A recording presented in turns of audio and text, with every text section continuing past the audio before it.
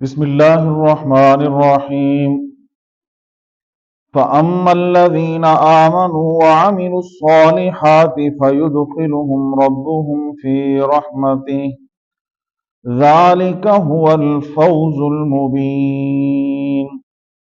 سورۃ الجاثیہ۔ رب تعالیٰ کا ارشاد مبارک ہے فَأَمَّا الَّذِينَ آمَنُوا، بس بہرحال وہ لوگ جو ایمان لائے اور عمل صالح کو اختیار کیا، فَيُدْخِلُهُمْ رَبُّهُمْ فِي رَحْمَتِهِ، بس اسے اللہ تبارک و تعالی اپنی رحمت کے اندر شامل کریں گے۔ ذَلِكَ هُوَ الْفَوْزُ الْمُبِينُ، یہی صاف اور صریح کامیابی ہے۔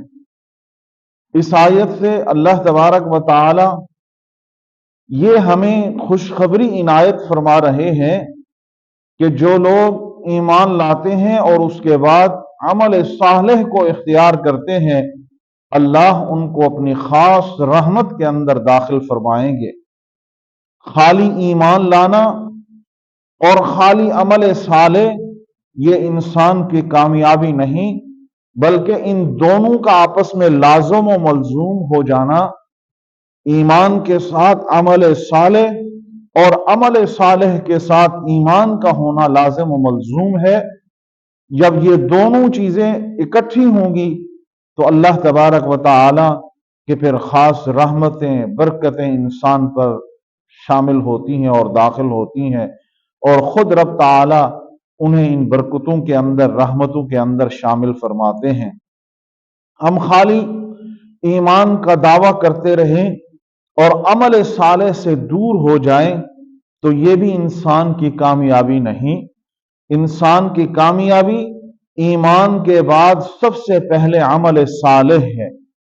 اب عمل صالح کے اندر وہ ہر کام جو اللہ تبارک و تعالی نے انسان کو شریعت و قرآن و حدیث سے انسان کو اس کے اوپر چلنے اور کار بند ہونے کا حکم فرمایا ہے، وہ سارے عمل صالح کے اندر شامل ہیں۔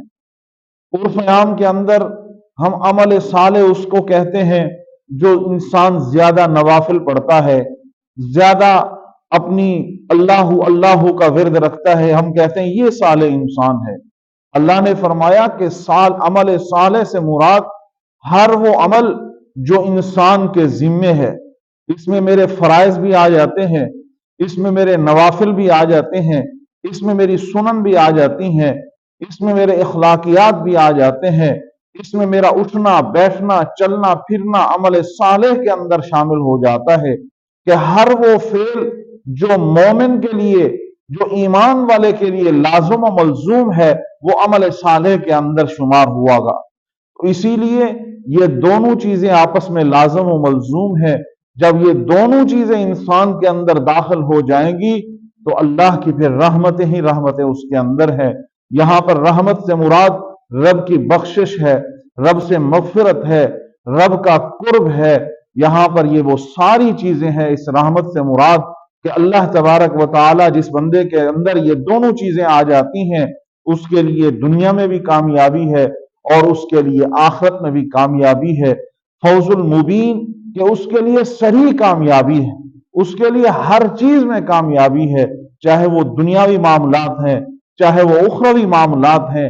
جب یہ دونوں چیزیں اس کے اندر شامل ہو جاتی ہیں تو اس کے لیے دنیا میں بھی کامیابی اور آخرت میں بھی کامیابی۔ تو جس کو یہ چیز حاصل ہو جائے، رب کی رحمت حاصل ہو جائے، تو اس کے لیے یہ دنیا بھی کامیاب ہے، آخرت بھی کامیاب ہے۔ تو ہمیں ایمان لانے کے بعد عمل صالح کو اپنی زندگی کا حصہ اور اپنے لیے لازم و ملزوم شمار کر کے ان دونوں چیزوں پہ ہم کاربند ہو جائیں، پختہ ہو جائیں، عقیدے کے اندر بھی پختہ ہو جائیں، عمل صالح کے اندر بھی پختہ ہو جائیں، پھر دیکھیں کہ رب کی رحمتیں ہمارے اوپر کس طرح برستی ہیں کہ ہماری سوچ بھی نہیں ہوگی کہ رب کی مدد اور برکت اور رحمت ہمیں کہاں کہاں سے مل رہی ہے۔ یہ تب ہوگا جب ہم ان دونوں چیزوں کے اپنی زندگی کا حصہ بنا لیں۔